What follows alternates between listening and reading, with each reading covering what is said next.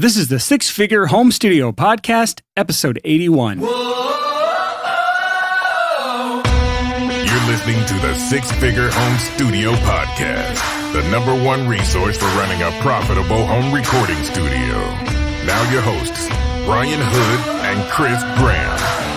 Welcome back to another episode of the Six Figure Home Studio Podcast. I am your host, Brian Hood, and I'm here with my amazing, bald and beautiful, but not purple shirted. He's actually gray sweatshirted. It's under the sweatshirt, okay? I'm still wearing a purple shirt. Okay, he's a gray sweatshirt with a purple shirt under it. Chris Graham. How you doing today, Chris? I'm fantastic, man. I'm really good. It's beautiful in Ohio. The weather's wonderful. I've had an incredible week. How the heck are you, man? I mean, you always talk about the weather as if anyone gives a damn. I live in Ohio, okay? This is important here. It's very rarely nice. I also am a Jeep owner, and it's not a good day unless the roof is off, the doors are off, and I get to drive around a little bit. That's so exciting, man. That's the most incredible thing I've ever heard. I haven't been outside yet. I had an interesting week. My air conditioner was out the whole, half the week. And it was 85, 90 degrees outside, 85 degrees inside. And I tried to avoid my house. So I just worked from coffee shops. But it's been good because I've been working on FilePass. That's been my obsession for a while now, actually. And things are coming along nice. I'm excited about some features we just released this week. I'm not going to talk about it. But I will say that FilePass is going to be entering the early access stage to a much larger number of people. We've let some people in recently.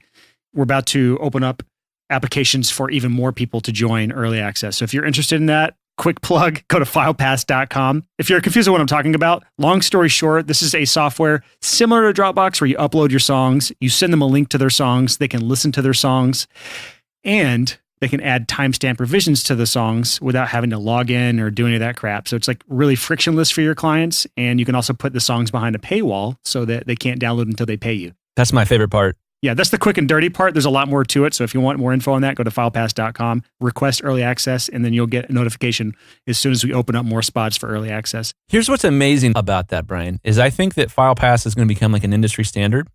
And what's cool about it is as it becomes an industry standard and clients get used to the fact that they have to pay in full before everything is done, that solves so many problems in our industry to be able to say yeah, you can continue to ask for revisions, but until you have paid in full, you can't download the mix off of the website.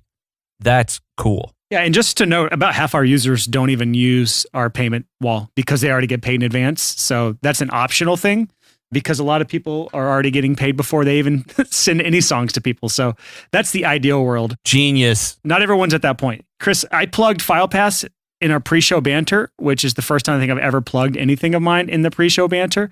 And so I feel obligated to ask you how Bounce Butler is doing. Well, okay, so here's a story for you guys that aren't aware. I have been working my buns off on home studio lessons, trying to get 2.0 rolled out. When a couple weeks ago, I mentioned in passing on the podcast that in 2011, I created an app called Bounce Butler. And what Bounce Butler does is if you're using Pro Tools or Logic, especially as a mix engineer, and you've got, say, 10, 20, 50, 100 bounces you need to do, Bounce Butler will do all of those bounces for you and text you when you're done. That's even better for people who are still on Pro Tools 10, yeah, where you just have real-time online bouncing, and you literally have to sit through the entire song. I wish I'd have had this back when I had that, because I could have just set a 10-song album to bounce, and then it would just be all right, I'm done. Yeah, you can go home, it texts you, and it can bounce right to say something like Dropbox. I want to plug your video because your video on our Facebook community was absolutely incredible. I was you had explained it to me, but until I saw it, I was holy shit, I had no idea. So check out Bounce Butler. Thank you, Brian. That made my day. James, my assistant, he'll embed the video if it's embeddable. He'll embed it to our show notes page. Oh, sick. Go to the sixfigurehomestudio.com/81. That's /81. That will show you all the show notes from this episode, all the links from this episode, and we'll have the video for Bounce Butler embedded there. But yeah, we're working on some cool stuff, man. We still do studio stuff. Don't get us wrong. I know. It sounds like we don't ever do anything like that, but this podcast is about having a home studio, and we very much work on that. But we also, since Chris and I have this unique perspective of seeing so many perspectives from so many listeners and readers and community members, that we are all about making tools that make everyone's life easier too. So that's why we get off in tangents like this sometimes. Yeah. The Bounce Butler thing has been crazy. So I mentioned that. A bunch of people reached out and were like, what did you say? I was like, wait, what? You guys want that? I've seen some big names talking to you in our Facebook community. I'm not going to mention names. Yeah, it's been weird. Yeah, I've been like, oh my gosh, you've been doing this since I was a baby. Yeah. Cool.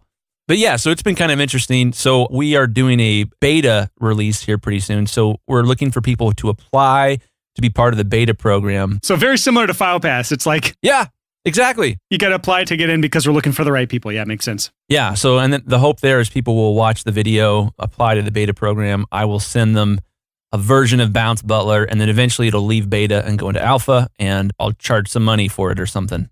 Just a quick tangent, because I like to correct Chris Graham on the podcast when he says something that's technically wrong.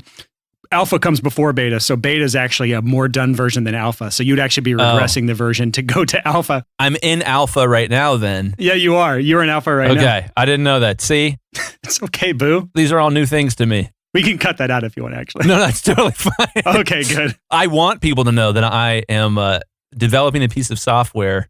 The app is great. It is incredibly effective, and especially, I remember the first time I used it a long time ago, where I like went up and I had dinner with my wife and our son, who was a baby at the time, and I was like, oh my God, my studio is working for me, and I'm not there. Yeah. I'm going to go check these masters later. This is awesome. Yeah, it was crazy. So yeah, bouncebutler.com for more information, show notes, all that stuff. Yeah. So let's talk about what we're going to actually talk about. There's an actual topic today, y'all. I promise.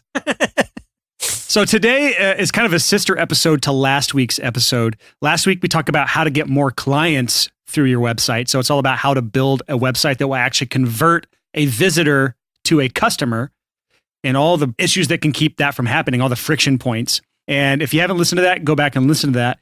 But even if you haven't listened to that yet, this is probably a better episode to listen to first, because Yeah. I think we did this backwards, but it's fine. We came up with this episode idea today.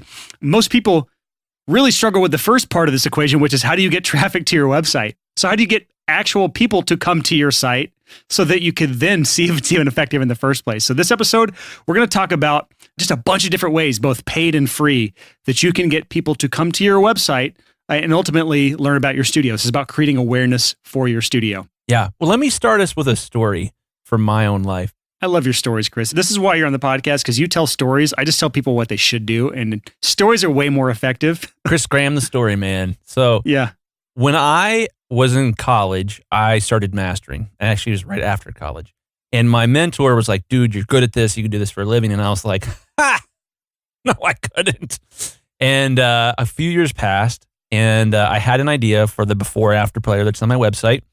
And it occurred to me, oh my gosh, if I could get strangers who don't understand mastering, but who know they need it on my website, I think they might hire me to master for them if I could demonstrate what mastering is in an easy and fun way. So, as I've mentioned on previous episodes, I read a book, Perry Marshall's Ultimate Guide to Google AdWords. It destroyed my face and changed my life. I began running ads, and I will never forget the first time a stranger came on my website and ended up booking a phone call with me over email. And we had a phone call, and I was like nervous as heck. So I was like, oh my gosh, a stranger is considering hiring me. So I picked up on my cell phone, and I walked out on, we have this really kind of awesome grotto patio outdoor thing by my studio. I'm walking out there, and I'm like pacing, like talking to this guy. And I'm like, yeah, I could totally master your project. Oh yeah. I'm doing songs. Oh yeah. For money? Yeah, absolutely. Pay by check? Sure. Here's my address. And he sent me a check. And I was like, oh, I'll never forget getting this check. And it was the first stranger money I had ever gotten. And I was like, oh my gosh, there's probably more of them out there. I can't have a business. It was this crazy moment where I was like, whoa, I advertised on Google AdWords to get them to come to my website. That turned into a relationship, which turned into a project. And his name was Greg. Greg, if you're out there listening, thank you, sir. Back in, this would be 2008, 2007, something like that, 2007. I think the moral of that story is most people are going to be able to find a customer from their friends and their immediate circles. Yeah. But in order to build a business, you have to have strangers that are willing to hire you, people that have never talked to you, never met you, and may not even have friends in common with you. Yep. And for this to happen, you have to have website traffic. So I want to actually start this off with one caveat. We actually have a few caveats for this episode. Caveat number one is that traffic, website visitors, should ideally come from word of mouth. They should come from your past work, people that have already heard of you through other work you've done, or people telling other people about your studio. In most cases, you want this to be as organic as possible, but your organic traffic is a really, really good indication of your word of mouth advertisement that's out there, all the work you've done in the past. But the problem is this takes a long time to build up. Yep. You can't just go out there and say, all right, I'm going to go get word of mouth traffic. This is just something that naturally builds over years and years and years after lots and lots of past projects that you've done. So that's one caveat is the goal isn't to run your business forever off paid ads. You can supplement it. Chris, you do a lot of supplementation of your business with Facebook ads. I used to. I do a little bit less now. Right. You do a lot less now, but even if you were to cut off all paid advertising altogether, you would still have a lot of traffic coming to your site. Yeah. I just want to add that caveat. The goal is to not always have to do these methods to get traffic to your site. That's caveat number one. I would say this. The idea here is a snowball rolling downhill. Yeah. This is hopefully going to help start you off with a bigger snowball at the beginning so that you get to a large snowball faster than you would if you were with a tiny, tiny seed at the beginning. Bingo. So caveat number two, though, is that we can talk about different forms of getting traffic to your website, both paid and free sources, but all the traffic in the world does not matter if you were bad at what you do. And Chris, we were talking before the episode, just tell me the story about the biceps. So let's say that you are a gym rat, that you like to go lift weights, and that you are one of these weird gym rats that's like, pretty much all I do at the gym is I do bicep curls. I do like 417 bicep curls every Monday, Tuesday, Wednesday, Thursday, Friday, and Saturday. I take Sunday off where I only do 416 bicep curls on Sunday. So if you're one of these guys that goes to the gym and only does one exercise, as I used to do, I was a bench press guy. I'll go bench press and then I'll go home. I didn't know that. It makes my boobs That's big. amazing. That's all I wanted. Yeah. That's like a 19-year-old. Okay. So if you're one of these guys where all you're doing is one exercise and you're getting really strong at something, that's not what we're looking for here. You're going to look weird. And in this case, if you have a lot of traffic to your site, but you're bad at what you do, or you have a lot of other inefficiencies or deficiencies in your business, you're going to look like the guy that has massive arms and skips leg day every day and has tiny little legs. Everybody's seen that guy at the gym. And so I've mentioned this on the podcast before. I have a membership at a yoga gym now, and I've been going, it'll probably end up being like 20 times a month that I'm going to a yoga class. Fun story. My wife started going and she was having a really tough time her first time in yoga because it's very difficult, as anyone who's done yoga knows. And her motto in her head, the thing she kept telling herself was, if Chris Graham can do this, I can do this. You give her a big hug. Yeah. I'll tell you a secret that you can forward to her. She was probably doing like a vinyasa class or something like that. That's what she was doing. Okay, yeah. I don't do vinyasa. Okay. I do hatha and I do restorative and I do hatha plus meditation. Yeah, this is all gibberish to me. I don't know what any of this crap means. Okay, that's great. Hatha is a lot more chill. Vinyasa is like, will whoop your ass. Okay, so I'm not going to tell her that because I want her to just think that she's doing the exact same thing as you, so she'll have motivation that if Chris Graham can do it, she can do it. There you go. Yeah. So here's the thing. One of the things that makes yoga incredible is you get what I would call functional strength from it. You get a lot of core strength. So pretty much no matter what you're going to be doing in your life, you're stronger by doing yoga. If you're doing only curls or if you're doing only bench press, you don't get a lot of functional strength. It's only useful when you're doing one specific type of motion. Whereas with something like yoga or rock climbing or, jujitsu, even swimming, this is much more functional strength where you're going to be stronger 100% of the time. And with your business, you need functional strength. If you're like, I spend 17 hours every day mixing stems that I downloaded from some website, great, but you need functional strength, which is the ability to talk to a customer, to close a sale, to get a final version of that mix or that master, without like 17 million revisions. You need a much broader and wider set of experience to build all that functional strength. Yeah, and really that's all we need to say here. Like our entire podcast is helping you build out each of the other areas of your business. But if your biggest weakness is traffic, to your website right now, which is a lot of people I know. I see people who are great at what they do. They're people persons. I don't know how to say that. They're great with people. They have social skills. They just don't have anyone who knows about them. And if this is the case, then this episode will be very helpful for you. Totally. So that's the second caveat. The third and final caveat for this episode, there's a lot of caveats for this episode. This entire thing, getting traffic to your website, is infinitely more difficult and infinitely more expensive if you don't have a customer avatar that you've thought through, a person in your mind who you are specifically targeting.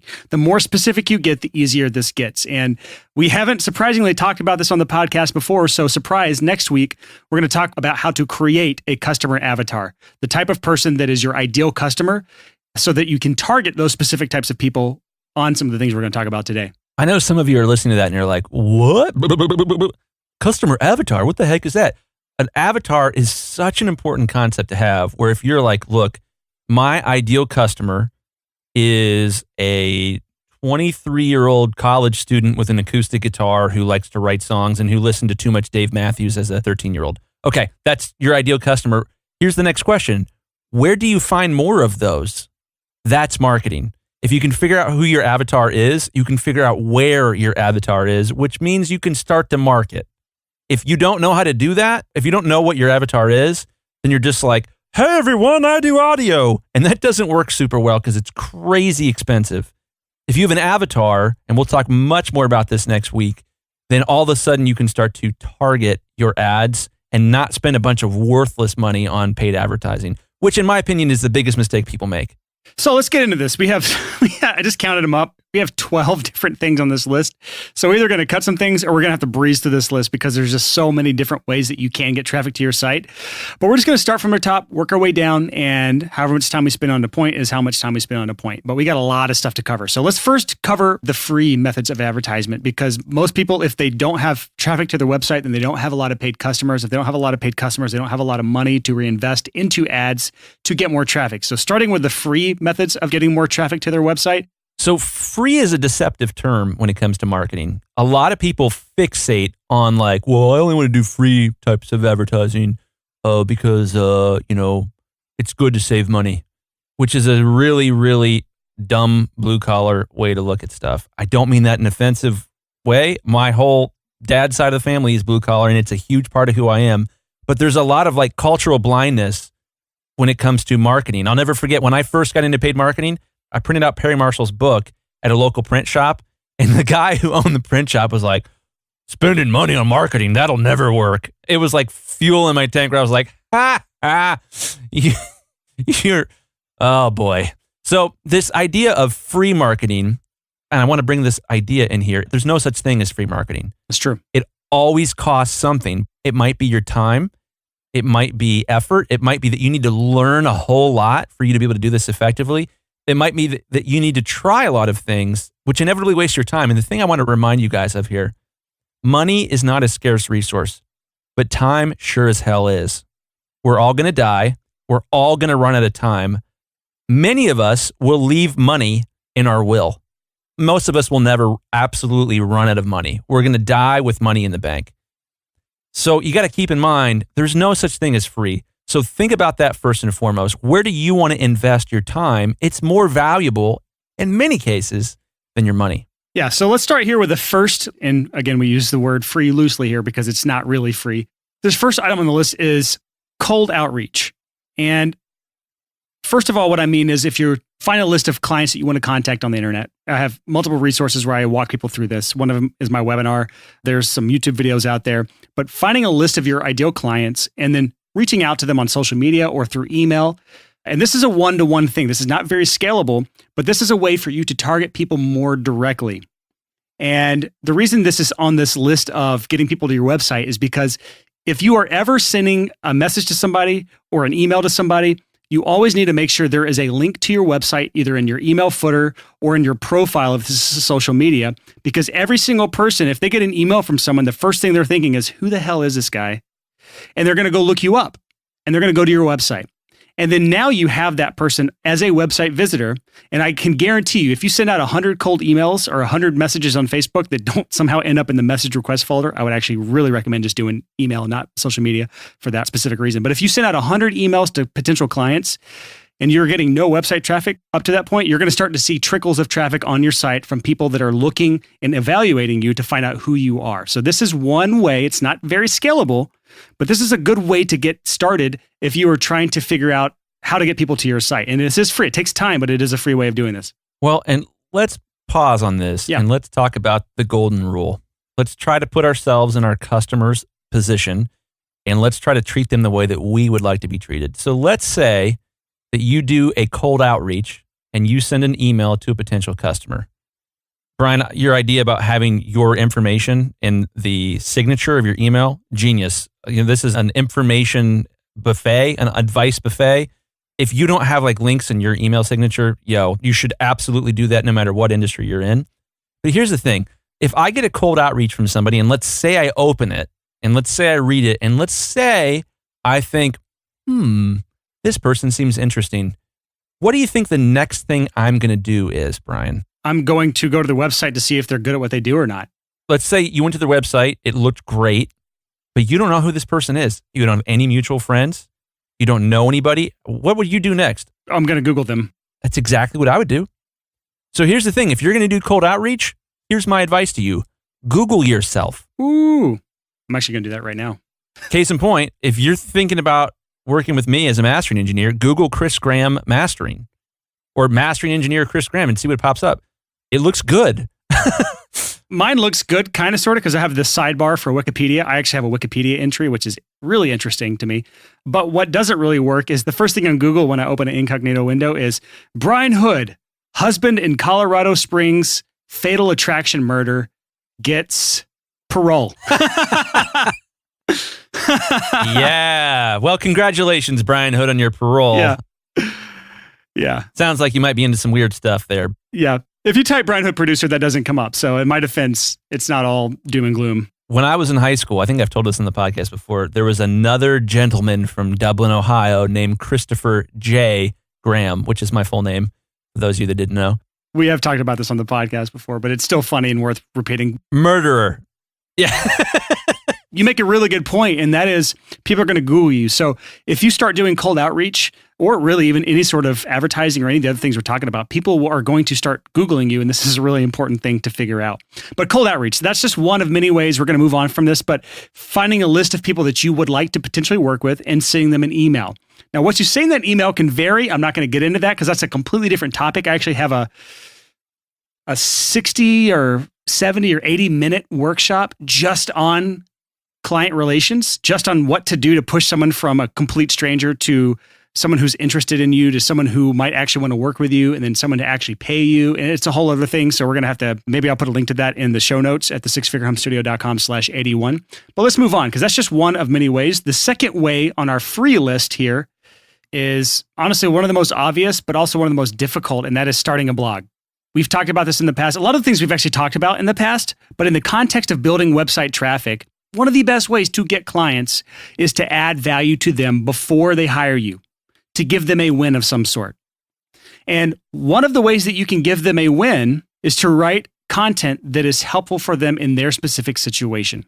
So if you have a recording studio website of some sort, there's almost always some sort of blogging element that can be attached to it. So Wix has this, Squarespace has a blog attachment, Weebly does. Obviously WordPress because it's a blogging platform, but whatever you have your website built on, you can build a blog for it. Now, this can be a really slow and agonizing process. You can pair this with some of the other things in the paid advertising arena that we're going to talk about later to really put fuel on the fire. But creating content, especially if you can pair it with basic SEO or search engine optimization, this can be a really valuable way to start getting traffic to your site. Now, it may just be little trickles. When you put a new article out, someone's going to come read it, or a handful of people will come read it, or it'll get shared around. It can also be shared in communities that have your specific target audience in there. If you go back to episode 59 with Austin Hull, he talks about this in detail about how he built his career 100% online, just being part of a community on Facebook.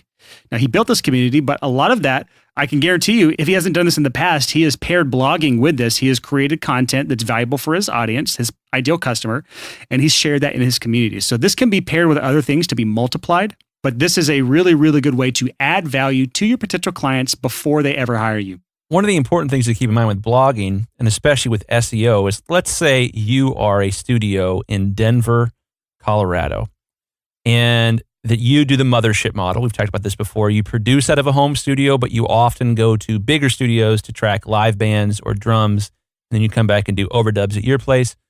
If you did a blog post and it, was the 5 best big recording studios in Denver, Colorado, if you structure the title of that article properly and you just give shout outs to the guys that you work with, a couple things happen. One, the people you're giving shout outs to might share your blog post because it serves them to do so. And two, if this blog post gets ranked highly in Google, so let's say Google doesn't have any information when you search Recording Studios Denver or Best Recording Studios Denver or whatever, if you make this blog post and you can get some links back to your blog post, Google was going to rank that highly. And if people each week are searching Best Recording Studios Denver, you now own an internet property. That internet property is going to get hits, that specific page on your website, and people are going to read that article.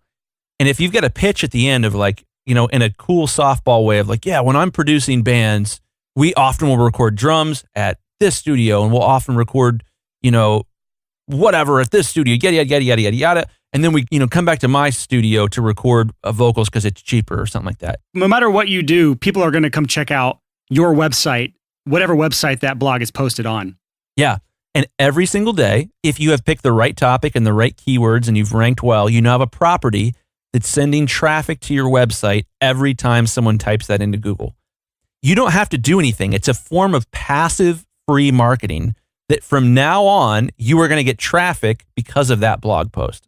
One of the thing is when it comes to this and the next few topics we're talking about that are free advertising or free ways to get traffic to your website, this is where the customer avatar becomes extraordinarily important because the topics you're going to write about have to appeal to your target customer, to your avatar. You can't just write stuff that you're interested in because you are likely not your target avatar. So keep that in mind. Bingo. Let's move on to this next one. Chris, what's the next thing on our list for getting website traffic? Well, this is something I'm trying to learn myself. It's starting a YouTube channel.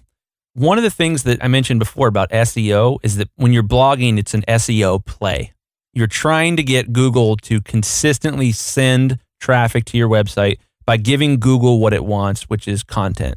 You can do the exact same thing with a YouTube channel. Yep, YouTube is the second largest search engine in the world, Google being first. Yeah, so if you are making YouTube videos that your ideal customer would want to watch, or it could be 5 best concert venues in Denver, Colorado, or 5 best places to get your guitar repaired in Denver, Colorado. They don't all have to be list-based videos, just so you know. Yeah, I just love the listicles. If you are making the type of content that you want your ideal customer to stumble upon, if you are making that type of content and Google's ranking it high, there's a really, really good chance that you're going to be able to get customers out of that. YouTube is interesting because if you have a bunch of YouTube videos on your channel, and again, I'm not an expert at this, I'm still trying to learn this stuff.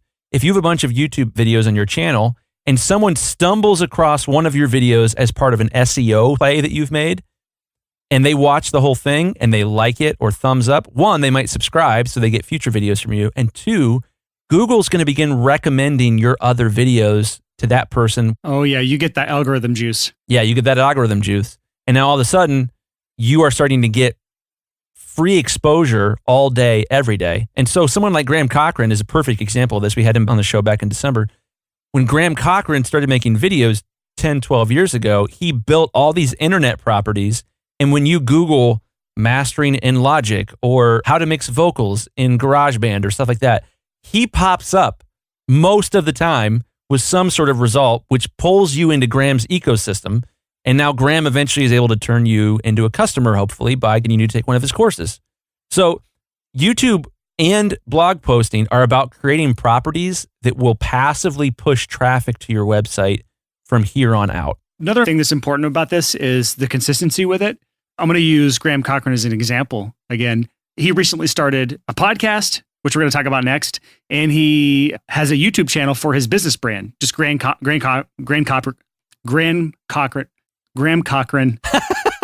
Just leave James, you better leave all of those in. Those mess ups in there. Graham Cochran, your virtual business coach. That's kind of his additional brand he's built outside of the Recording Revolution. And be honest with you, like it was a slow start for his YouTube presence, but he has been consistently putting video out after video, even if they're only getting 300, 400, 500, 600 views per video, which is very small by Recording Revolution standards.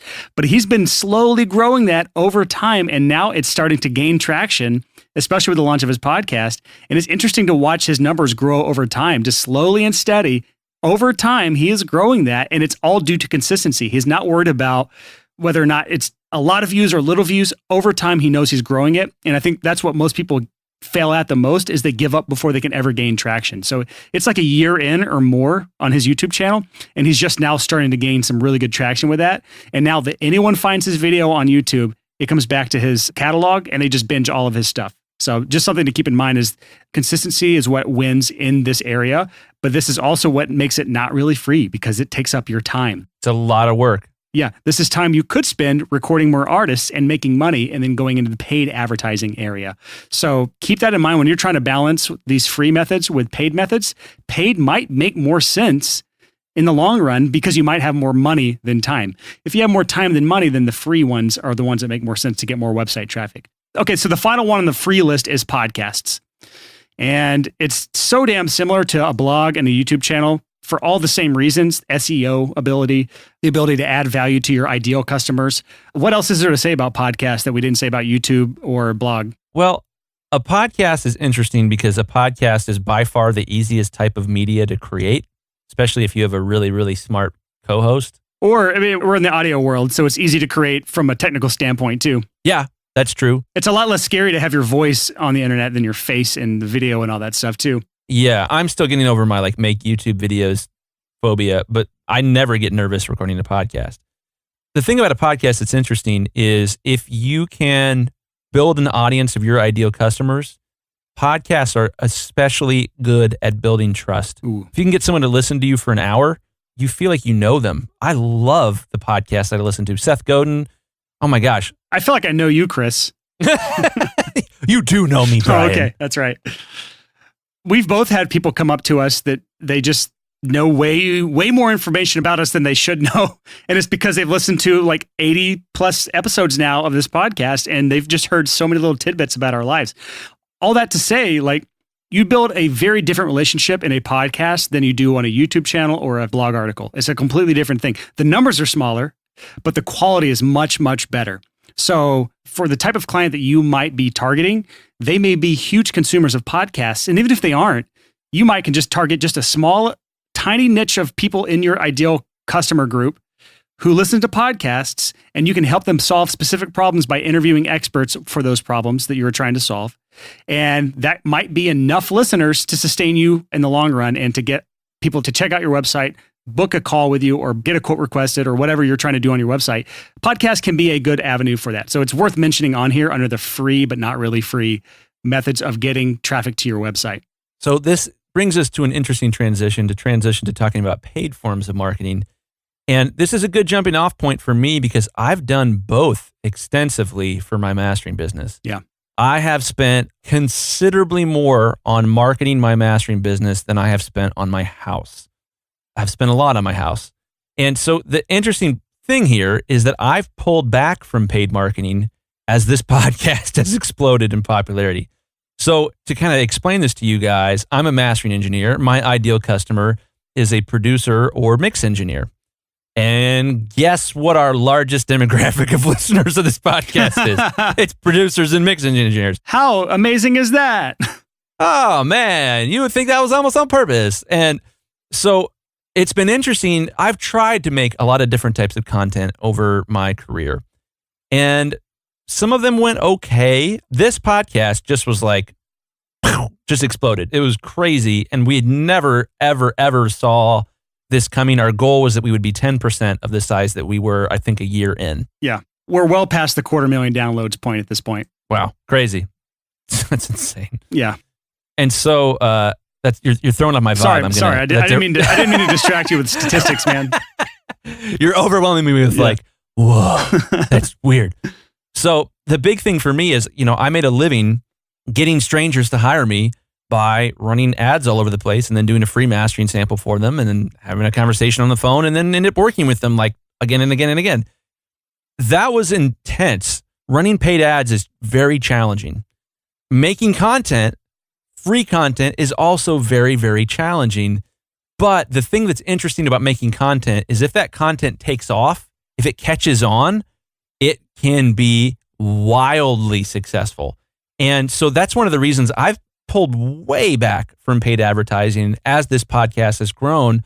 There's not really any need for me to reach out to somebody who hasn't heard about me on this podcast to try to win them as a customer. There's a lot of people that reach out every single day from the podcast as is. I got so distracted, Chris. I'm sorry. I'm in like my fucking Google. You're totally I'm fine. like in my Google Analytics, like looking up. It happens. It happens. I'm looking up like something sparked a thought in my head of like, oh, I wonder how the podcast is affecting shit on certain pages. So I'm now comparing this thing versus the year before or whatever. Like, sorry, I'm back to the show here. I'll add no checking Google Analytics to our our pre-episode checklist henceforth. Yep. But Brian, paid advertising. Let's talk about the first point on here with paid advertising, Facebook ads. Chris, there's so much to talk about with Facebook ads that I don't even know if I can even, I'm almost willing to just be like, it exists. Go figure it out. Next. Like there's just too much to talk about with Facebook ads. Yeah. Well, let me just talk about the two types of paid marketing. Oh, that's actually good. So before we even get into paid advertising platforms, let's talk about the two different types of advertising. There's interruptive advertising and there's intent-based advertising. And I like to put it a different way, Chris. Can I say what Please do. I think about it in two different ways. There's demand creation and there's demand harvesting. Ooh, that's better than mine. Yeah. So demand harvesting is capturing something that someone is specifically looking for. So someone that's like looking up mastering studio Nashville, or someone who's searching on Google for recording studio Vancouver. Yeah. They're like clearly searching for something specific that they want to hire for. That is a really good example of harvesting the demand that is already out in the world. We talked about this in the past episodes before. Honestly, I would encourage anyone who's new to the podcast, go binge every single episode because we touch on this stuff so much and you're just going to get little bits and pieces everywhere because we can't possibly cover all this in one episode. But that's demand harvesting. And that is what basically Google AdWords is really good at. Demand creation is a completely different animal. What happens when you're trying to create demand for something? No one is searching for recording studio Butte, Montana. Maybe they actually are. I don't know. But just some obscure thing. They're not really searching for that. So if you're a recording studio in an area or a niche that no one is specifically going out of their way to search for, how do you create demand for that? Well, that's where interruptive advertising is really good. That's things like Facebook, YouTube. That's where you're just putting yourself out there so they know that you exist. And if you do your job right, then you can get them to take the next action, which is to evaluate you on your website. So then they become a website visitor. So those are the two types of advertising. Anything else to add to that, Chris? Well, yeah, I would say I think that our society right now is too fixated on interruption advertising. This idea that like, I'm on Facebook, I'm scrolling, look, an ad. Hey, do you need your songs mixed and mastered? Check out mixedandmastered.com. Like, that was the worst voice I've ever done on the podcast. That's great. Here's the deal, though. I'm going to push back a little bit and just say some business models cannot survive on demand harvesting at all. I agree. But I think that as a marketer, your first job is to harvest the lowest hanging fruit. Here's the thing. If you are a recording studio in Denver, Colorado, let's go back to them again. And when someone searches recording studio Denver, Colorado, if you ain't the first freaking thing that pops up in that search result, you have a problem. You're leaving money on the table. It depends on what your niche is. You may not be trying to be a all-purpose recording studio. You may be specifically for indie pop artists like our guest Mark Eckert on episode 68. That's true. If you're listening to this, you're like, I don't have enough customers. And when someone searches recording studio, your town, and you record bands at your recording studio, you're, sort of a traditional recording studio, that's a problem. If you search for, and we talked about this before, if you search for Chris Graham mastering, if I didn't pop up, that would be very concerning to people and it'd be a red flag. I would say this, if people have communicated an intent to Google, to YouTube, to, whatever it happens to be, Yelp even, you should show up. You should be available if there's a specific keyword that only an interested, great potential customer would search for. Another one is, I see this all the time in the software world. I don't see it as much in the studio world, but I think it would work. And that is paying for advertising on like Google AdWords for your competitors' studios. Kind of sketchy thing to do, but I really, honestly, people searching for those studios are in buy mode and they're evaluating these studios. And if you can be brought into the picture as a potential option, buy an ad, that is, I think, a good thing. I think the ads are there for a specific purpose of showing up in related searches. So I don't specifically have any problem with advertising on your competitors' keywords. You may push back on that, Chris, but I personally don't, not ethically at least.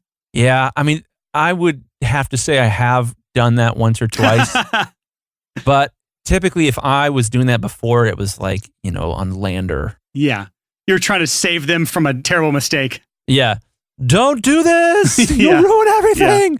Yeah, so I don't think there's an ethical issue there. It does raise an eyebrow. Yeah. It might not be above reproach. Yeah, I will say this. You may end up stepping on toes in a way that you don't see the consequences of until later. So if people start searching their own studio and they start seeing you advertising on their name, that could actually have some detrimental consequences that you don't want to really deal with. So you may want to tread lightly. I would say, this is an advice buffet, if you have the opportunity to advertise on a competitor's name, I would probably say 90% of the time you shouldn't do that. There are occasions when that would be appropriate, but if it's a situation that could really damage a relationship and create personal animosity that could harm your reputation, I would never do that. Especially if you're a copycat. So like if you are a huge fan of Chris Lord-Alge and you ripped his website off piece by piece, you ripped his sound off as closely as possible as far as a mixing engineer, and then you started advertising on Google AdWords to show up when people search for Chris Lord-Alge mixing services or whatever. People are going to never respect you if that's you. That's not cool. That's just way, way across the line. It might work actually, but it would be short-term cash grab and it wouldn't be much of a career. So let's move into this. Let's actually get into the paid advertising methods for getting people to come to your website. Oh yeah, that's the point of the episode. Last week we talked about, on episode 80, we talked about how to get clients from your website. So how to actually have an effective website once people actually come to your site. But now we're trying to solve the problem of what if you don't have people that come to your site? It doesn't matter how effective my site is if no one's coming to it. So let's talk about the paid advertising methods for getting people to your site. I got to interrupt us and throw off our flow one last time. Some of you are thinking, well, that seems crazy. Why wouldn't you try to get traffic first and then worry about your website second?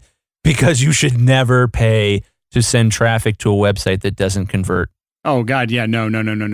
When it comes to paid advertising, if you're going to first listen to our episode last week, make some changes, try to get it as close as you can from gut feeling. But until you get website traffic, you won't know if it converts. So I would say from paid advertising standpoint, do small tests on one of these channels to just get a trickle of website traffic for very cheap, no more than $50 to $100 a month. And then with that small trickle of traffic, you can start making changes based on what we talked about last week, maybe what we talk about in our Facebook community. If you're a part of that, it's a free Facebook community. Start making changes with that small trickle of traffic. But these are more caveats for caveat's sake. Let's actually get into this. Let's talk about the first point, and that is Facebook ads. This is the demand creation engine. This is what is called interruptive advertising. And we've all seen this because every fifth post, for me at least, every fifth post on Facebook and Instagram, which is all part of the Facebook ads platform, by the way. If you're doing ads on Facebook ads platform, you can do both Facebook and Instagram. This is all interruptive advertising. This is all demand creation. This is a way of saying, hey, I exist. Come to my site and evaluate me. What are your thoughts on Facebook and Instagram ads, Chris? Well, Facebook and Instagram can work really, really well, but it all depends on a couple things. One, if you're going to run Facebook and Instagram ads, and I'm going to repeat myself 17 times on this point, on every other thing we do, set a budget in your software so that you don't spend more than a predetermined amount each day. That's easier on Facebook than it is on Google AdWords. So just Facebook makes it easy to do this because you can just set a daily budget and they will never spend more than this amount per day.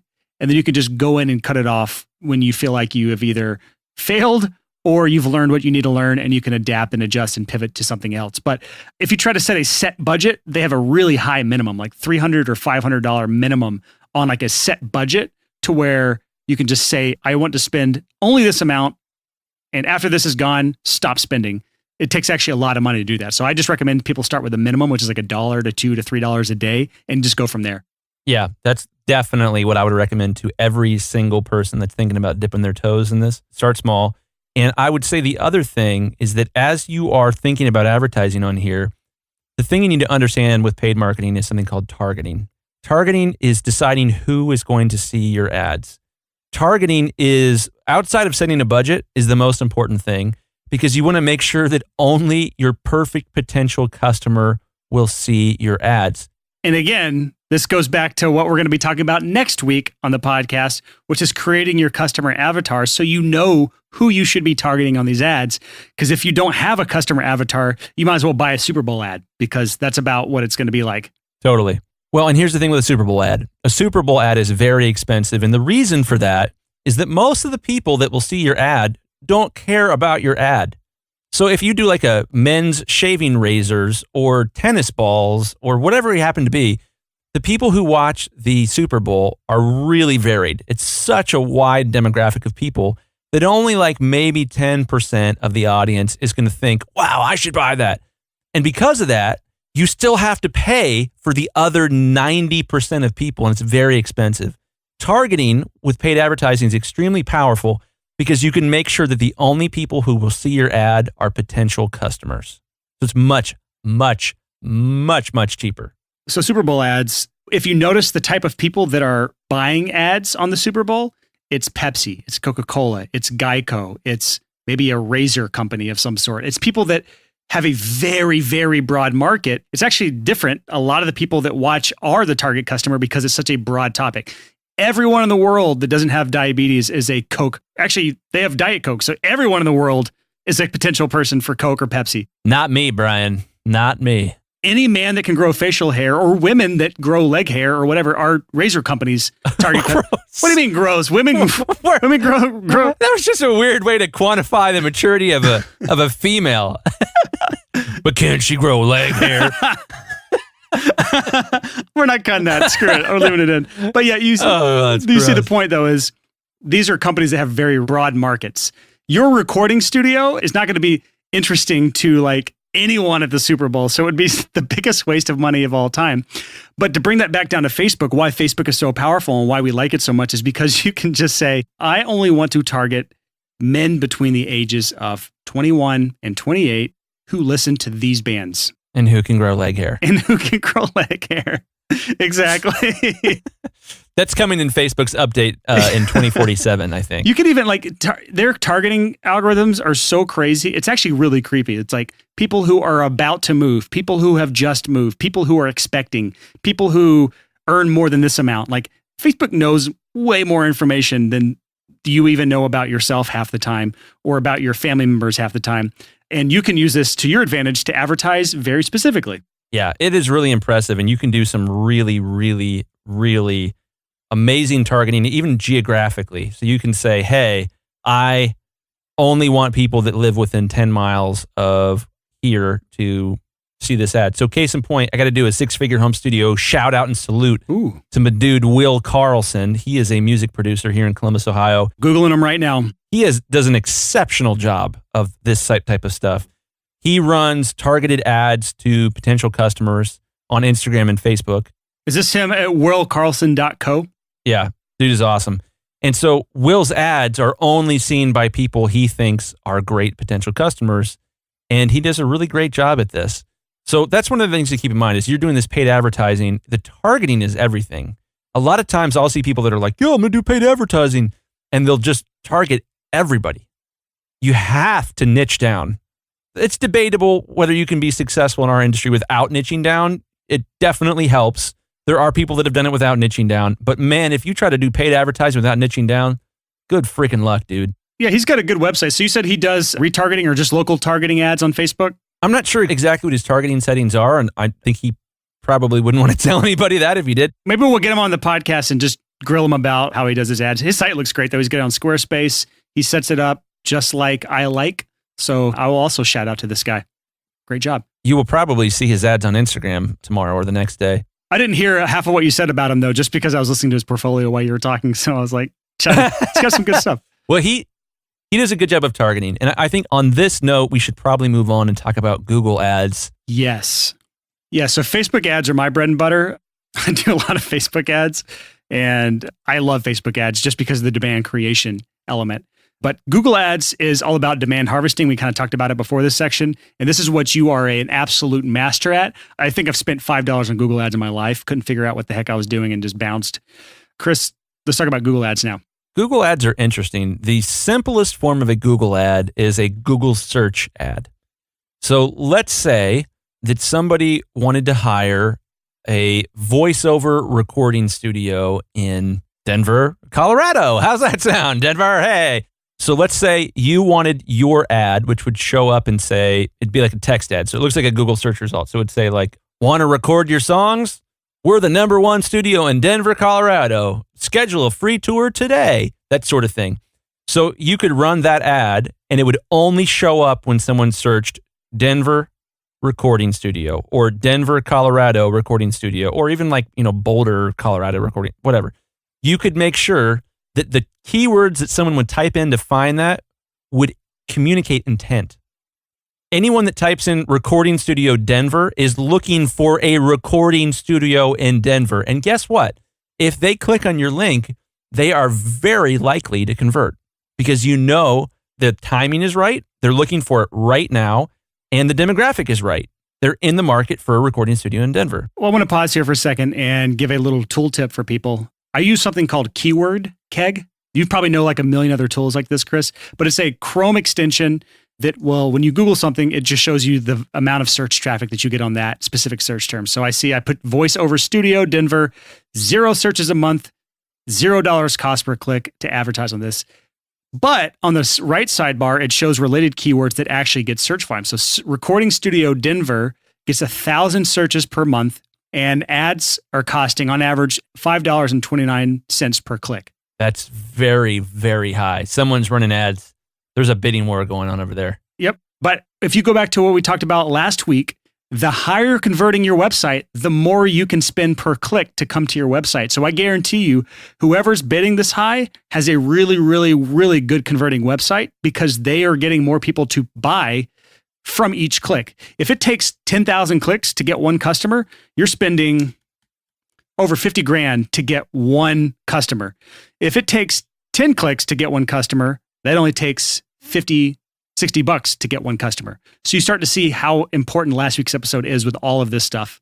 Yeah. And I would say for those of you that shudder at the cost of $5 per click, I would say that tool is probably wrong about that. I would be shocked if it was that high. Could be, but I seriously doubt it. There are plenty of keywords. If you want cheaper keywords, add more words to the search. So you could do rock recording studio Denver. Is going to get way less traffic, but it's also more qualified traffic. If you're a rock and roll studio that only does rock in Denver, you're only looking for those people. And if you're bidding on recording studio Denver, you're going to get every type of music under the sun. And that might not work out so well for you. And by might not, I mean it won't work out so well for you. I want to point out an ironic fact real quick, assuming that Keyword Keg is not wrong here. Recording Studio Nashville is like $1.26 per click right now. Cheap recording studios in Nashville is $3.57 a click. So it's more expensive to advertise for cheap studios in Nashville, and you're probably going to get worse clients. That's fantastically interesting. So that's one of the things that you're going to see as you are exploring your own niche and trying to figure out, what's a strategy that'll work for you. There are certain pockets of the internet that just haven't modernized yet. So like there are definitely huge cities in America where none of the studios are running Google ads or any other type of ads for that matter. As a young gun, like podcast listening digital ninja like yourself, talking to you, Steve. That's right. I can see you, Steve. I'm just kidding. I don't know. I just made that up. I know someone named Steve is listening right now and is like, what the hell? But that was so weird.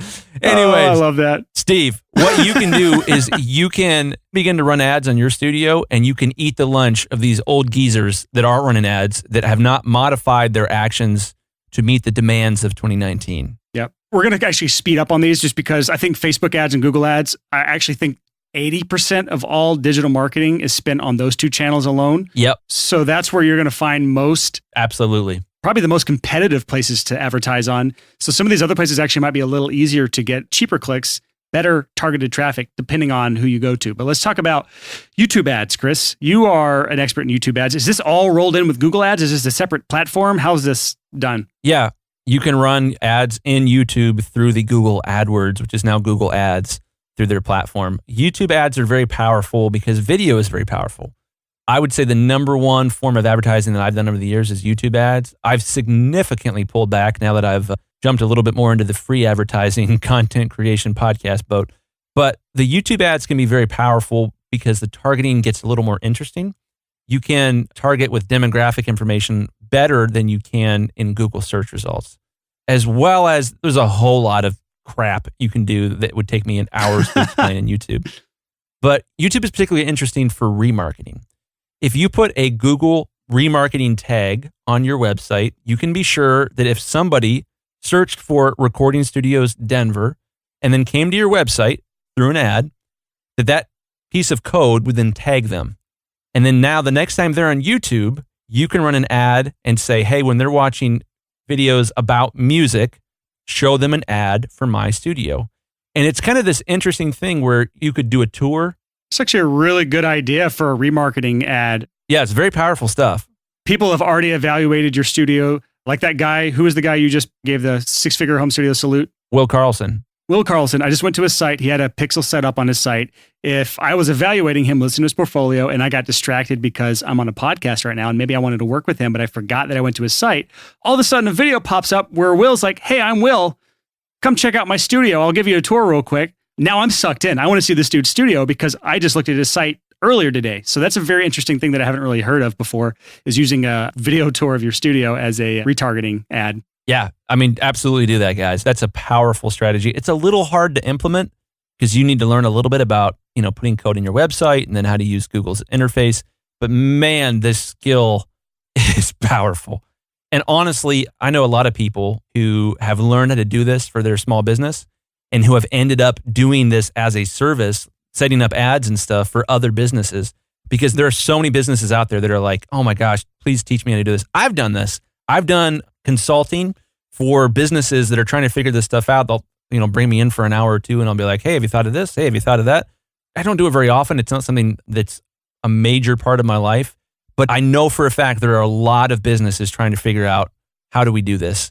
And it's an incredible skill to learn. It's definitely probably more valuable than most of the other skills that you could learn out there because there's such a demand for people to get more customers for their business. All right, so let's move on to the next method of paid advertising. And this is kind of like going back in time, but surprisingly, this is still an industry that has some players in it. And this is banner ads.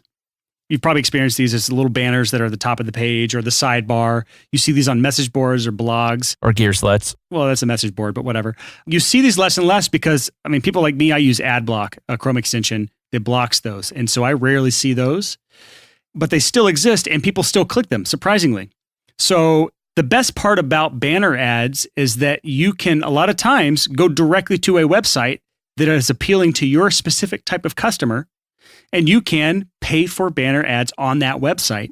And if you're just looking for a way to get targeted traffic to your site, it doesn't require as much knowledge about the inner workings of an ad platform like Facebook ads or YouTube ads or Google ads.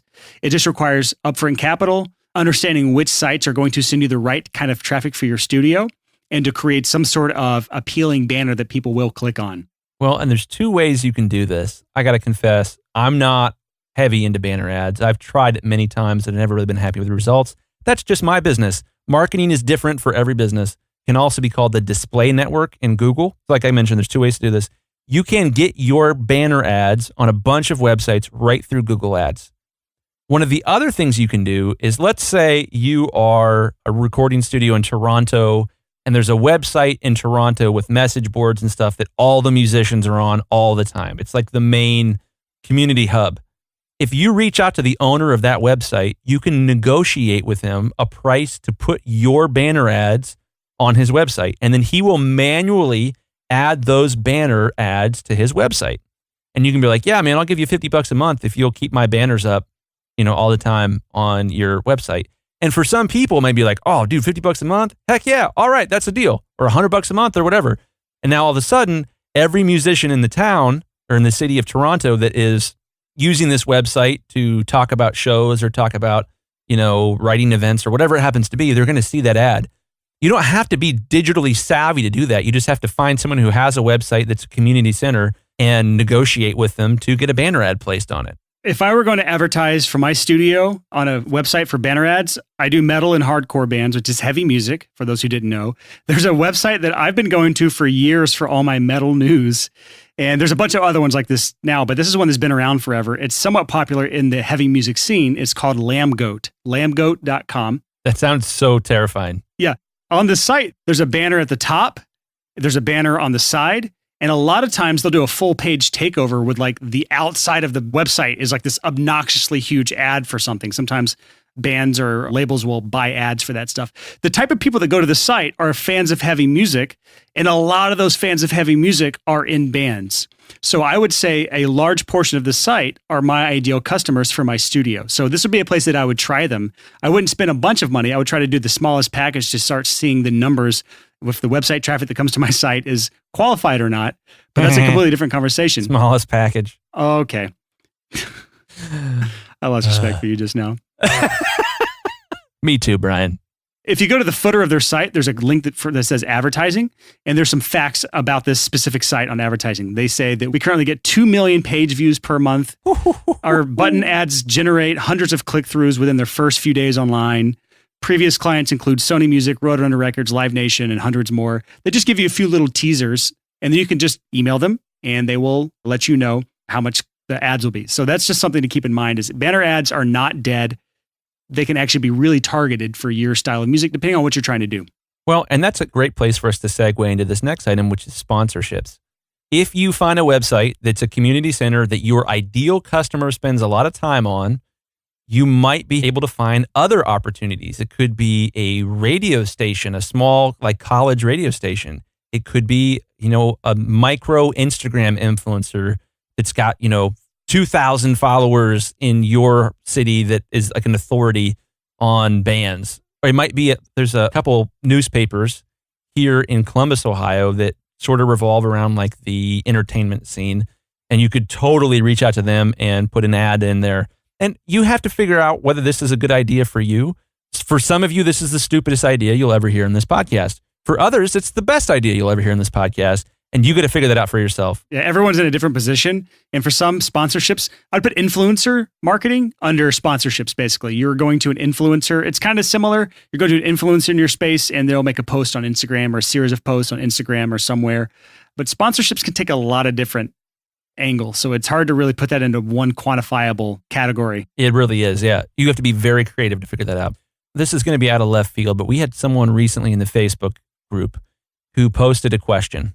And the question was something along the lines of, I have the opportunity to buy the URL, which is like, website.com, whatever that word is, for my business. It's the most perfect business URL I could possibly have. It's I forget what he said, $2,000 or something like that.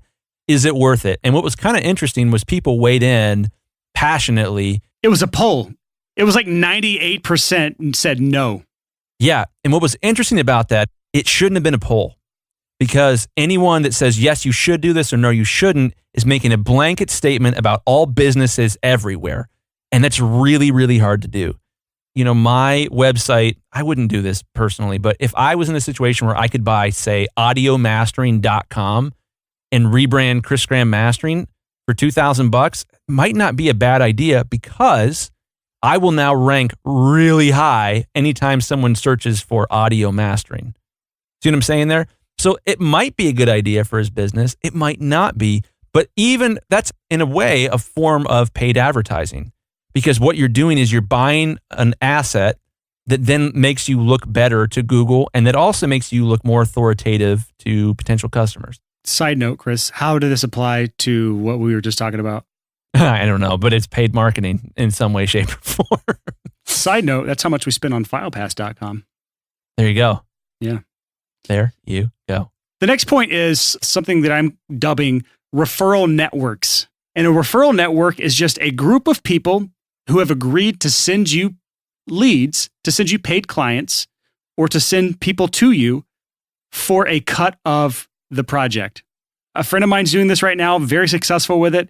He works with a producer who just doesn't have the time to do all of his paid projects. And so that producer will send him projects, and he'll send that producer a 10% cut of the project.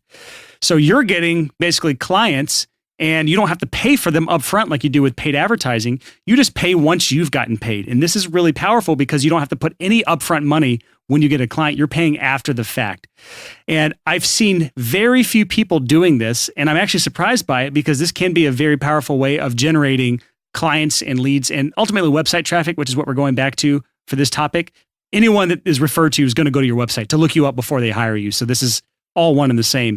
But referral networks can be built out very strategically. Like Chris Graham, if I were talking to you about this, and if I were looking for a way to cut down on my paid advertising, and I were to go to 10 high volume mixing engineers, people that mix a lot of music, and work out some deal where any client they send your way, if they mention your name, you will pay them a 10% commission. 10% is likely, I don't know if that's the case, 10% is likely more than what you're spending on ads to acquire a customer. So if you're spending ads, more than 10% of that is the cost of getting that customer. So to me, that's a win-win. You're getting customers for less than what you would have to pay for it on Facebook ads or Google ads. So if you're strategic about this, these partnerships can be really, really a cheap way to get clients up front and then pay for them after the fact. Any thoughts, Chris? That's an interesting idea. Honestly, there's probably a big opportunity amongst the mastering engineers community to do something like that because mastering engineers typically have scheduling issues. Typically their schedules fill up. And if it was something where there was a few mastering engineers referring to each other as well with like, hey, here's a coupon code. Well, I see this in mixing too. Like my direct competitors, like I would send them work all the time if I'm too busy to do it. And vice versa. If they're too busy, they'll send it to me. So there's cross advertising, like referral that way. If it's a relationship like that, I tend to not necessarily put a monetary amount on it. It's weird. There's certain relationships I don't want to put a monetary amount where there's ever money exchanged. And then there are some where there is a professional relationship where you can put a monetary transaction in there and it won't taint the relationship because that's the way the relationship is. So there's things to consider with this, but it's definitely worth mentioning that you can strategically build out a referral network of people that will send you clients and then you will pay them a commission. Yeah, that's very interesting. I think there's definitely some possibility there. That's something I have experimented with years and years and years ago. I didn't roll it out very well on my website, but yeah, there's definitely a lot of potential. The thing that I love the most about this is that for you guys that are listening and thinking, would that work for me? Would that work for me? I would say with all of these ideas, and this is kind of goes to the podcast as a whole, be slow to write every idea off. Because each time there's an idea like this, especially a marketing one, there's an opportunity for you to chew on it and to see if you can find a creative tweak to make it work for you. And the beauty of our industry is that we are creatives. The only reason you would want to get into the music industry is it's creatively driven. And marketing is also creatively driven, perhaps more so in some cases than certain parts of our industry. So it's definitely something worth considering because if you can find a creative solution that creates win-win-win scenarios for everybody involved, there's an opportunity that you can grow the heck out of your business and it can be really effective. And I would say that every one of our listeners is going to have a quote best way to get people to come to their site. And it's going to be different for every one of our listeners. That's all I'm trying to say. So not everyone's the same. So be open to all of these, but also don't dwell on them too long without taking some sort of action. There's a balance there. But let's move on to this last paid advertising method to getting traffic to your site. And that is through hosting or sponsoring events. And we kind of lump these two together. They're actually pretty different from each other, but hosting events and sponsoring events. Chris, let's first talk about hosting events. Yeah. So I've talked about this with some of the guys I've been coaching. This idea is if you have an ideal customer, let's say that your ideal customer is a band and the person that typically hires you in that band that drives the process is the songwriter. So let's say you have a recording studio and you're like, hey, I'm going to host a songwriting night and a bunch of songwriters are going to get together and we're going to write songs together and we're going to do, like pair people up and they're going to write songs and we're going to play songwriting games, yada, yada, yada. Something like that where you're hosting an event that draws your ideal customer to you can be very, very powerful because now you own this platform, this event, where you can then either use it to build relationships with these ideal customers or you can use it to promote whatever service or product or whatever that you're offering. So for something like this, obviously, like a battle of the bands would be a good example of this. Or a bad example. Depending. It could go either way. It could go either way. Yeah. A songwriters club. There's a really, really big songwriters association here in Columbus, and the guys that put that on have a lot of sway with an awful lot of people that want to book records. And that's why we put these two together, hosting events or sponsoring events. If you don't have the time or desire to create your own event that draws your type of customer to you, there probably is an event that already exists. And if that's the case, you can become a sponsor for that event. I use my real estate group as an example that I've brought up multiple times. Most of the regulars that are the service professionals that feed off of real estate investors, those service professionals sponsor the event. And they get a lot of clients through that sponsorship. They become a sponsored person because they want to invest into that group and they don't want to just take from that group. And so this can be a really good way of getting in with an established group that has your ideal customers. Just sponsoring the event, helping them fund it and put it on can go a long way to getting clients through that event that's already established. So that's one way of looking at it. Anything else to add to that, Chris? I don't know. I think the events thing is particularly interesting. I think that would probably be one of the first places I would recommend exploring. Hosting an event is kind of this weird thing where it could be free or it could cost you money or it could just cost you pizza money. If you're in a situation where all you have to do, if you have a space to host this type of event, is all you have to do is have the creativity to come up with it and reach out to a bunch of people. And here's where the real rubber meets the road.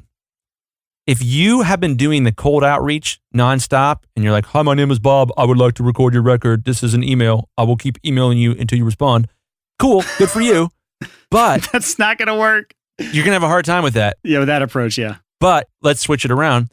Hey, my name is Bob and I'm hosting an event for songwriters and we wanted to invite you to come and potentially share one of your songs. Would love to hear if you're interested. That's a great way to do it. You're going to get an answer to that email. Yeah. Mix and match is the way to go on this list because you could also take an event like this, do a Facebook ad, target songwriters in your city. Boom. All of a sudden, you spent a little bit of money to get 100 people to come to your event that are your perfect customer. And you get face-to-face time with those people. You get to be the person on stage emceeing the event and introducing the speaker for that event or whatever.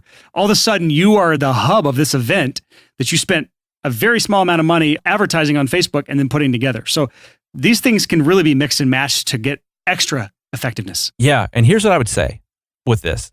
What we're talking about, and the rant Brian just went on was incredible, this idea of it's dating your potential customers. What a lot of people that are struggling do is they find a potential customer and they propose. Oh, you're my ideal customer. Will you marry me? / record a record with me. That doesn't work very often. That freaks people out. But if it's, hey, you guys want to come to this event? You guys would be perfect for this. We'd love to have you perform. We'd love to have you share a song. We'd love to spotlight you guys. Now, all of a sudden, there's an opportunity to get to know each other and to figure out like, oh my gosh, I love these. Freaking band is awesome. Oh my gosh, they freaking love me. Then you can naturally let the relationship grow that way. So I would say finding a way to do these things in steps that builds the relationship to the point where you feel comfortable going in for the kill and saying, hey, I freaking love your band. I would love to work with you guys someday. That's not weird if it's predicated by several conversations and lots of hangout. That's great, dude. So there's a lot to consider here. Don't write off any of these without really putting some thought into it. But again, don't just put thought into it without taking action. Yeah. Do something here. If you have no website traffic at all, do something. Do one of these. What would you start with, Chris? Today, knowing what you know, what would you do? What would kind of be Chris Graham's method to start here? 0 website visitors a month. My fear in answering this question is that you guys will see my answer as prescriptive and that you will just do it. Ooh, good call. But I'm going to give you my answer anyways. Your job is to be creative and to figure out a way that works for you and that is you. What I would probably do first and foremost is I would go to Google AdWords and I would try to harvest demand. If I'm offering a thing that's really specific, I'd want to make sure that hopefully people are going to find me that are actively looking for me. Because the most important thing in marketing is if someone's actively looking for exactly you, it should be easy for them to find you. Secondly, I would think about when someone Googles me, what does it look like? everything that we're talking about here is dramatically amplified by good search results when someone searches your name and the service that you provide or the thing that you do. And then the third thing I would probably goof with is really small blog posts. Just writing blog posts on specific keywords or YouTube videos, whatever you feel comfortable with, where you know people are searching for a term that could lead to relationships, that could lead to projects. I think finding a way to just begin to do that with whatever is the easiest, least time consuming, smallest feasible opportunity to begin to generate traffic to your website. I think it's important to get small wins quickly to build momentum. So all of my answers come back to that. Small wins quickly to build momentum. I'll give my answer to that same question because I think it's helpful for people to hear. Please. I think I would start with the referral network. And this is assuming that I have the same skill level that I have now, which I'm good at what I do as a mixing engineer in the heavy music scene, and that my site is set up in a way that I can track results like we talked about last week. I can track everything and I can start seeing my numbers. And what I would do is I'd approach people that I know are complementary services. So recording, editing, or mastering, things that I don't necessarily specialize in. I mostly just do mixing, and go to those people and offer some sort of commission, whether it's 10 or 25%, doesn't really matter as you're starting out, and start to try to grow that snowball that way. Because here's the thing, it forces you to start having conversations with people. And these are starting to give you FaceTime with people. You may just have a really good relationship you hit off of somebody just as a friend that you don't even have to go down the referral network rabbit hole with. The referral fee that you're offering people is just one of those, like, I'm willing to offer something and not just try to take from you. You don't have to offer that if you have conversations. And I think going after referral partners is a good way to force you out and meeting people that are going to be sending you a lot of leads. And so I would like to see how that would affect my traffic. And then in the same time, I would also be setting up Facebook retargeting video where anyone that hits my site is going to get a tour of my studio, or at least a tour of my process, or me talking about how the whole process works. Because mixing, I have a studio, it's cool, but it's not like that interesting for a studio tour, and they're not going to come to the studio anyway. So I'd probably have a video of me talking through how the mixing process works, show some examples of my before and after, like here's how bad a song is in Pro Tools when it gets sent to me. Here's what it sounded like after I mixed it, and I'd love to mix your song as well. Click the button below to get a free quote. That's how I would do it. Dude, that's exactly what Will Carlson's doing. As I've been like sort of watching the retargeted ads that pop up on my Instagram feed, it'll be like, hey, I'm going to walk you through how the process works. It's been really cool to see him do that stuff. Speaking of Will Carlson and web traffic, check out his website, willcarlson.co. It's willcarlson.co. He's doing some cool stuff. If you hit his website, depending on how he has his targeting set up, you may or may not see his ads. And that's a good thing. Yeah, that's true. It may be because you're in Ohio. I haven't seen a retargeting ad yet, but I also haven't been to Facebook since I visited his site. I shouldn't see an ad. If he's looking for people to come into the studio, bingo. He's probably not advertising. Well, actually, Nashville is only 5-6 hours from that area, so he may target Nashville. Yeah, I mean, if you're in like Anchorage, Alaska, and you see an ad for him, yeah, no. That might not be great because you're going to spend more on your plane ticket than you will on your record. But there's a lot of cool stuff there, and it's cool to see people like Will that are doing this really, really well and that are leaning into the future, which is being able to navigate these digital tools that are available to us. It has never been easier to get the word out about your product or service as the little guy than it is right now. It just keeps getting better and better. It's a great time to be an entrepreneur. So that is it for this episode of the Six Figure Home Studio podcast. If you have any questions about what we talked about today, just go to the Six Figure Home Studio community on Facebook. It is a free Facebook group where we can talk about all the stuff we talk about on this podcast. If you have any questions, just go on there and ask a question. And Chris and I are usually monitoring to answer your questions. And there's 5,000 other people in there to help you answer your questions. Next week, we are going to, as we said, talk about customer avatars, creating a customer avatar, because a lot of the stuff we talked about today hinges on the fact that you have a good customer avatar, just like last week's episode hinged on the fact that you had traffic to convert to customers. So these 3 episodes go hand in hand in hand. We probably should have recorded them in the reverse order, but you know what? We didn't. So make sure you listen next week. Bright and early, 6 a.m., Tuesday morning. That next episode will be coming out at you. Thanks so much for listening, and until next time, happy hustling. Whoa.